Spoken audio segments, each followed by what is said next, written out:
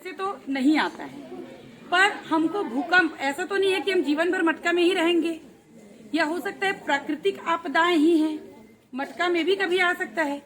तो यदि कभी भूकंप आ जाए तो हमको क्या करना है और क्या नहीं करना है, इसके बारे में हम सीखेंगे। कभी भी बेटा भूकंप के झटके आते हैं तो कंपन होती है। यदि आप खुले मैदान में रहोगे तो वो कंपन का आपको असर नहीं पड़ेगा, क्योंकि कंपन होगी, हो सकता है आप धीरे से नीचे गिरो। तो इसके लिए भूकंप आए, आप खुले मैदान में घूम रहे हो तो आप बढ़िया वहीं पर बैठ जाओ, बिल्कुल अपना जगह को रख के मस्त जमीन में आराम से ऐसे बैठ जाओ, ताकि भूकंप के झटके आपको नहीं लगेंगे।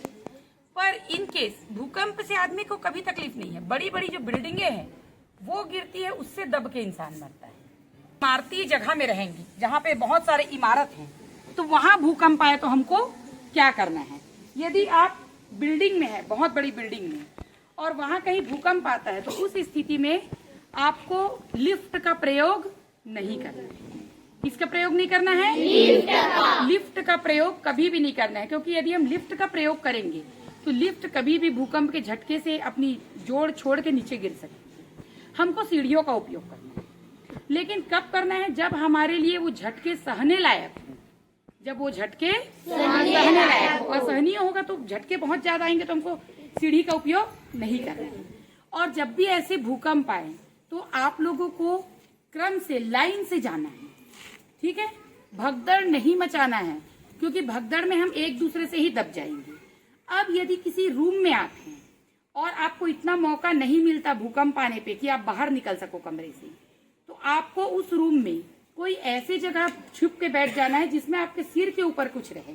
जैसे हम आपको बता रहे हैं, 4 लड़कियां आते हैं। यदि बेटा भूकंप आ गया तो आप क्या करोगे? आपको किसी भी सुरक्षित स्थान में दुबक के नीचे बैठ जाना है। तो आपके घर में टेबल वेबल रहता ही है, तो हमको कोशिश ये करना है हम टेबल के नीचे दुबक के बैठ जाए। देखो बैठ के, चलो, हाँ घुस के बैठो, चलो जल्दी जल्दी। यदि मान लो ऊपर से कोई चीज गिरेगा, कंक्रीट, सीलिंग, तो आपको ये सुरक्षा देगा, आपका सिर इसमें नहीं दबेगा, आपका सिर इसमें नहीं लगेगा, सिर से चोट नहीं लगेगी। और बाद में जब भूकंप खत्म होने के बाद जब लोग आते हैं बचाने के लिए, तो उस स्थिति में आप ऐसे बैठे आप रहोगे तो आप भले बेहोश हो जाओगे, लेकिन आप जीवित रहोगे कम से कम, क्योंकि कुछ सामान आपके ऊपर गिर भी गया तो ये आपको सुरक्षा प्रदान करेगा। और थोड़ी बहुत भूकंप के जब झटके आएंगे तो वो पूरा सामान इसमें ही गिरेगा, आपके सिर पर चोट नहीं लगेगा। अब भूकंप के झटकों के दौरान यदि आपको बाहर निकलने का मौका मिल गया तो आप कैसे बाहर निकलेंगे? आप अपने सिर में कोई सामान रख के बाहर निकलेंगे। जो भी सामान आपको आसपास दिखे आप उसको उठाइए, अपने सिर पे रखिए और बाहर निकलिए, क्योंकि सिर को बचाना भूकंप में सबसे ज्यादा जरूरी है। ऊपर से कहीं कंक्रीट, कंकड़, पत्थर कुछ बड़ा बड़ा गिर रहा है, मलबा, तो उससे हमारा सिर का सुरक्षा होगा। बेटा निकलो आप लोग बाहर, एक एक बैग सिर में लो। और कैसे निकलोगे? धीरे धीरे, एक लाइन से।